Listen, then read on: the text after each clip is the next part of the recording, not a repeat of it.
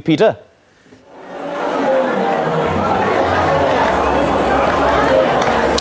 Thanks very much indeed, Simpua. Yes, it's all starting to happen now. The crowd is slowly filling up the stadium. They're queuing up to take their seats, and I think it's going to be pretty full by the time the newly elected president of the ANC delivers his maiden January 8th statement. And if you talk about the history of the ANC, 106 years, the history of the party itself, but over the years there have been partnerships and bodies that have come together with the ANC in liberating the country, but more recently in economic liberation. And one of those parties that joined hands with the ANC to form the tripartite alliance is the South African Communist Party. I'm now joined by the first Deputy General Secretary, Mr. Mapaila, to get his thoughts on this year's January 8th statement. Thank you very much for joining us. Welcome to the program. And I know that some of your SACP members sit in the ANC NEC, and I just wonder, is there a stake for your party in this January 8th statement? Very much so. Firstly, to appreciate the resonance of hope that has gone through our people. You can see the gates were supposed to open at 7 o'clock. The stadium, it's almost full already. The masses came out. They slept here, some of them. This is the feeling that we've been expecting over the years when we have been asking the ANC to correct things. And I think after conference, this has happened. The whole country is looking forward to the message today. This is an important message because it must summarize what the ANC will do this year and how it will reconnect with the massive Congress decisions that have taken place recently in December, to the extent that the ANC is now willing to reconnect with its mass base, to correct its ways, to unite the people of South Africa, and to inspire hope as we pursue our national democratic revolution, to make sure that the people of South Africa can no longer live in poverty, inequalities can be eradicated, unemployment for the youth and everybody else can be eradicated.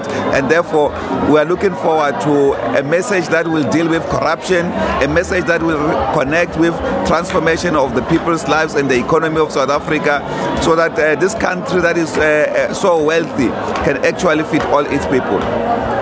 He was talking about, this is Cyril Ramaphosa last night at the dinner, and throughout actually this week, and particularly from when the conference ended and the new leadership came into being, there was this talk about unity, and this continues to be the big theme. And I just wonder, and I'm asking you now as the SACP, because it's been a really difficult last few years, to the point that you've asked the head of the African National Congress to resign. How do you move forward? Do you think that a reconnecting, as Cyril Ramaphosa calls love back, can happen? Well, we'll leave that to the NEC of the ANC. Our position still stands. That was for President Jacob Zuma, where that position still stands, that he should step down as President of the Republic. That will actually send a clear message of the commitment of the ANC, for instance, to deal with the rot and corruption that has seeped in government under his watch. For instance, the whole thing about the Guptas and how they've raided state-owned enterprises, and how, for instance, generally, people have taken note of that, and where the runaway corruption across the governance system. The new NEC has a duty with respect to responding to the needs of the people of South Africa, to deal with this matter once and for all. But we'll leave that to the NEC. I think an appropriate NEC, not the one that only focuses on one particular issue, should be able to sit down and look into this particular matter. But for now, we want to celebrate this important anniversary of our movement and to listen to the January 8th statement, which quite clearly we are looking forward to its inspiration. All right. Now, what I did is I went back to the January 8th statement of 2008. That's 10 years ago. And in there's a paragraph that talks about strengthening the alliance and democratic movement. It says, over the last decade or more, the alliance has faced unprecedented challenges. We need to close the chapter of tension and mistrust and open a new chapter of unity in action, mutual respect by all alliance partners. This was 10 years ago. How is it that we are still talking about the same things in 2017-18? Like the whole concept of unity, which was the foundation of the ANC at its inception in 1912, the unity of the alliance remains very critical. We'll continue to reaffirm that, and I think that we expect the same message coming out of this January 8th statement. It's a fundamental issue that without unity we will not be able to achieve our objective. We will not be able to be together and achieve the majority of what we want to do, because divided we will be defeated. And therefore it's very, very critical, that call.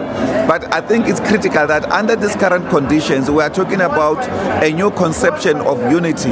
In 2008, from the statement that you are reading, the alliance went on to reconfigure itself a little bit. It tweaked the way in which it was operating. We established the Alliance Political Council as a mechanism to respond to what was the difficulty of unity of the alliance at the time. We are already putting on the table as the Alliance Political Council once again a debate and a discussion about the reconfiguration of the alliance so that it can be adapted to the current conditions, to making sure that it can act effectively and there's more reinforcement of capacities of alliance component than actually working against each other. All right, First Deputy General Secretary Mapaila, thank you very, very much indeed for sharing your thoughts with us, and we wish you the best in celebrating this milestone.